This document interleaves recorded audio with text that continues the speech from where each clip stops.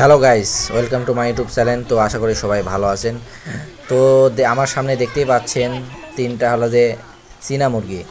আপনারা হয়তো বা আগে কোথাও দেখেছেন, তো আমি সরাসরি দেখতে পেলাম। আসলে পাবনা রেল লাইনে ঘুরতে এসে এই দৃশ্যটা আপনার ফোনে ধারণ করলাম। দেখতেই পাচ্ছেন চীনা মুরগিগুলাকে, একটা সাদা আর দুটা কিন্তু ওই যে ওই কালার, মানে অনেক সুন্দর লাগবে। আর দেখলাম আর ভেড়াও এখানে আছে অনেকগুলা, দেখাই যাচ্ছে দেখুন পালের মতন আসতেছে।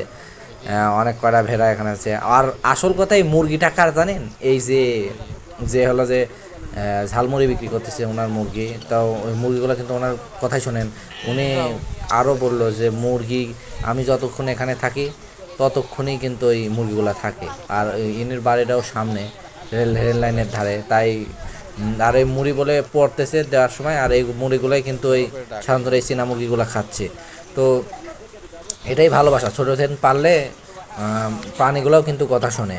তো ভিডিওটা শেষ পর্যন্ত দেখছেন, ধন্যবাদ।